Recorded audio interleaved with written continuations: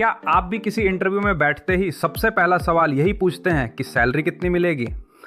अगर हाँ, तो ये जानकारी आपके लिए है। हर अकाउंटिंग इंटरव्यू इसी एक सवाल से शुरू होता है और अक्सर एक ऐसे कैंडिडेट पर खत्म होता है जिसे एक साधारण एक्सेल फॉर्मूला तक लगाना नहीं आता। 18 साल के मेरे हायरिंग अनुभव का यही सबसे कड़वा सच है।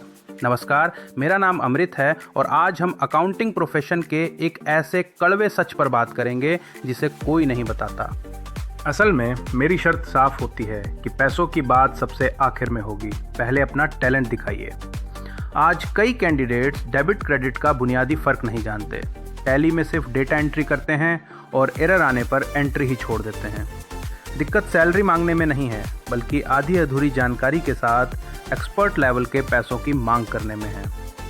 मेरे ही ऑफिस में एक कैंडिडेट ने 10 मिनट की रिपोर्ट बनाने में पूरा दिन लगा दिया और काम का दबाव बढ़ने पर मुझ पर दोष मढ़कर इस्तीफा दे दिया।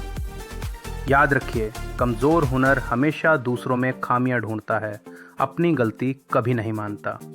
तो सवाल यह है कि इस नाकामी से बचे कैसे? 2026 में एक सफल अकाउंटेंट बनने के लिए आपको किन चीज़ों पर पकड़ बनानी होगी?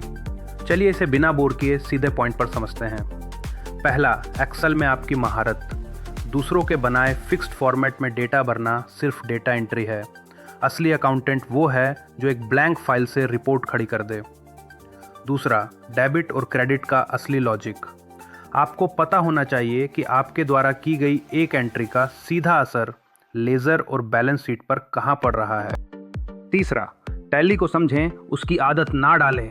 कोई वाउचर किसी खास खाते में क्यों जा रहा है, इसके पीछे का लॉजिक पकड़ें। चौथा, टैक्स कंप्लायंस। ये कहकर मत बचिए कि रिटर्न तो सीए फाइल करता है। जीएसटीआर और टीडीएस का कच्चा डेटा आपके ही हाथों से होकर गुजरता है, इसलिए उसकी समझ होना बहुत ज़रूरी है।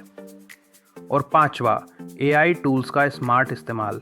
एआई एक समझदार अकाउंटेंट की ताकत को 10 गुना बढ़ा सकता है लेकिन खाली दिमाग वाले की जगह कभी नहीं ले सकता। अब एक बहुत ज़रूरी बात, सोचिए, अगर एक ग्रुप में हर कोई अकाउंटेंट है, हर किसी के पास वही डिग्री है, तो आप दूसरों से अलग कैसे दिखेंगे? आपकी पहचान कैसे बनेगी? इसका जवाब है हमारा छठा point, advanced data management. VLOOKUP और पिवट टेबल अब पुराने हो गए हैं। अब power query, power BI, power pivot, MS Access और डेटा मैनेजमेंट सीखें। और अगर सच में दिलचस्पी है तो वीबीए भी सीख लें। एक बात हमेशा याद रखिए, कुछ लोग सोचते हैं कि ग्रेजुएशन पूरी हो गई तो पढ़ाई ख़त्म हो गई, लेकिन ज़िंदगी सीखने का ही नाम है। मेरे हिसाब से हमें अपनी आखिरी सांस तक कुछ न कुछ सीखते रहना चाहिए। याद रखिए, ज्ञान हमेशा पहले आता है और पैसा उसके पीछे पीछे।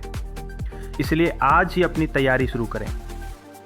वैसे आजकल लोग गहराई से पढ़ना भूलते जा रहे हैं, लेकिन अगर आप सच में अपने करियर को लेकर सीरियस हैं तो इसी विषय पर मेरी वेबसाइट फिनटेक्स विद अमृत पर एक पूरा आर्टिकल मौजूद है। मैंने लिंक ऐड कर दिया है, जाकर उसे ज़रूर पढ़ें। अगर यह जानकारी उपयोगी लगी हो तो इसे इंटरव्यू की तैयारी कर रहे दोस्तों के साथ शेयर करें और अकाउंटिंग की ऐसी ही बेबाक जानकारी के लिए चैनल को सब्सक्राइब करें। आपका बहुत बहुत धन्यवाद।